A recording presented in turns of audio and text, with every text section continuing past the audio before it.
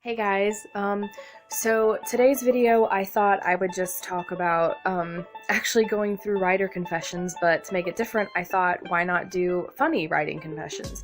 Things that are hilarious that maybe if you're not a writer you wouldn't necessarily think that would be a writing confession, things that are just quirky for me personally and stuff like that, and I thought it'd be just really, nice and funny and stuff to do a funny writer's confessions video. So here it goes, and I hope you guys really enjoy this.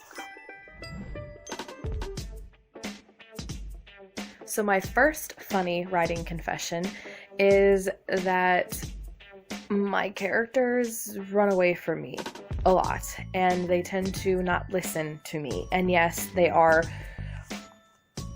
alive in a sense. They're not 100%, they're obviously not real, but when I'm writing, when I am typing out their stories, even if I'm following an outline, the characters come alive in the story.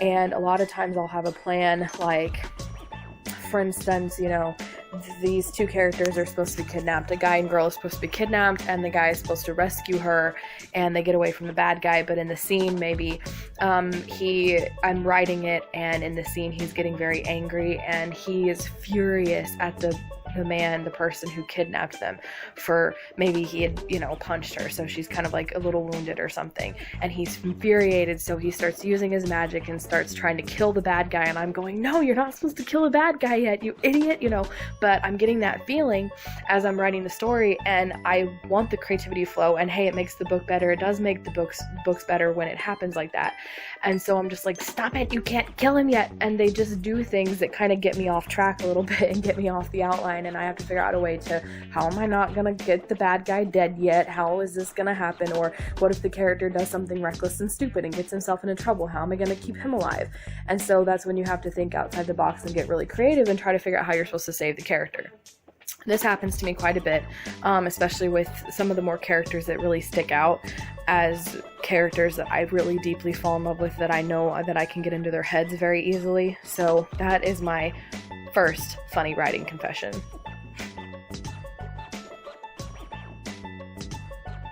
My second funny writing confession is that when I'm first starting a story, I have to have the right font.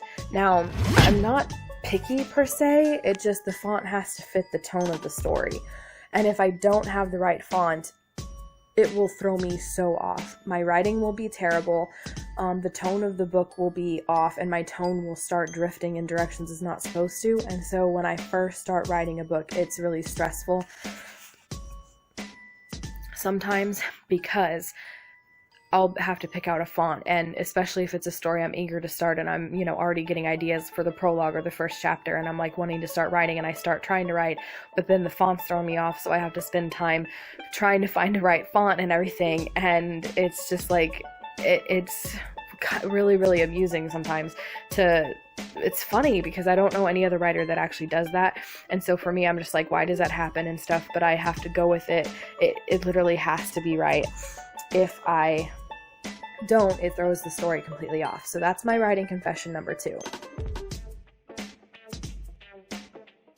The same note, writing confession number 3 is that if the main characters, the male and the female, male or female depending on who the main character is, if the main character names are not right, and if they don't click with me, I cannot write the characters, and I will not get into their character. If a main character's name, I had this epic backstory with, where maybe his dad died, and so he grew up and trained himself really hard in magic so that he could try to find his dad's killer. It's not a half bad idea, actually. Say that's his backstory, and then I ended up naming him George. I literally wouldn't be able to get into his character, even though I fell in love with his backstory and I fell in love with who he is as a character, and, I maybe made him with like tan skin and dark hair, whatever. I made the looks all right, and I was trying to get in his character. I wouldn't be able to if his name was something I didn't like. I have to like the name. Now, if I switched his name and named him Julian instead of George, now we're talking. Now we've got a Julian, now we've got a character, and it's starting and it's clicking, and I could actually go write him right now, and that's actually not a half bad idea. I'm seriously gonna take that. I was gonna say steal that, but it's my idea, so technically I wouldn't be stealing it per se. But so that's my third writing confession. My fourth writing confession is one that maybe a lot of writers probably relate to in some level or another. But my fourth writing confession is how badly I want to meet my characters. Especially some of the characters that I have fallen very deeply in love with. You know, like basically any of the Valiant characters, especially Jared and Avarella, or Kari and Shinji from Samurai and Hunter, to Kieran from Dark Magi, to Kesuke and Emelina from the Mystic series, you know, to any of the new characters that I've created this year. I really want to meet my characters, and you know, it's just, the idea is just so, you just want to meet them, you want to see them, and you know, I think that's part of the reason why, for me personally, like, having a movie made of my books would be so amazing, because that's the closest I could ever get to living in these worlds, to seeing them come to life, to get to meet the actors who would play my characters. I would be fangirling just as much as I would be if I met, you know, Hayden Christensen, who plays Anakin Skywalker in Star Wars, for instance. I'd probably be more fangirling because I'd get to meet, you know, Jared come to life, basically. And so I think that's a huge motivator for me, like, to get my books out there, to get, I mean, I have other reasons that are far more important, but, you know, since this is a lighthearted video, that's another tinier motivation, but it's still, you know, a big one inside my heart, to actually get movies made of my books and my writing, is to see my characters and get to have a chance to meet, interact with them in the only way that I can, and realistically speaking. So that was my fourth funny writing confession. Along those same lines, my fifth writing confession is that my other motivation for wanting my books to become famous so that they can make a movie from it or a TV show from it, I really like making these what I call fan-made videos, which is where you pick out a song, like we'll pick the fandom Star Wars, Anakin Skywalker, you know, he for those of you who don't know, he turned to the dark side and thought he was doing the right thing to save his wife and became the main villain in the whole series, and he has a fantastic arc.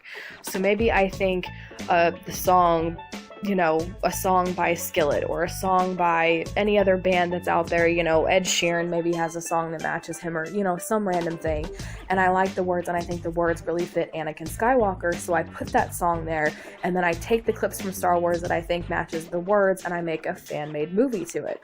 And I do this for all the fandoms that I'm in, from Star Wars to Disney to any of the TV shows that I watch, and I love doing this, and I've done this since I was in middle school, since I was very, very young, almost as long as I've been writing, actually.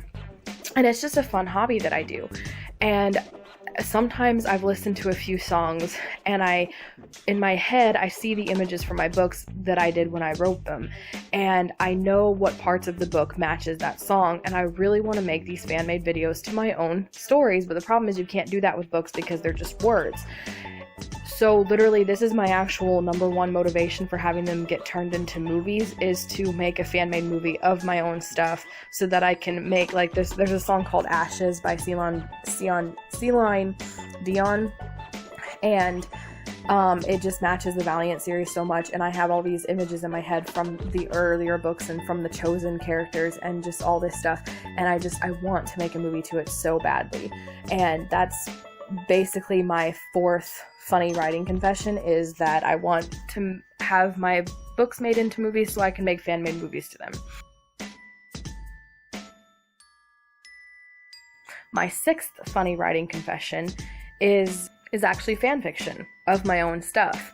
So I don't know if any other writers do this, and it's probably just me, and I'm probably just really weird, but there are times that I've created a storyline that I love and adore, and either, like, for instance, in Hunter, Avarella is the first and only woman at that time to have broken and successfully snuck into Zagra for the sake of saving a loved one.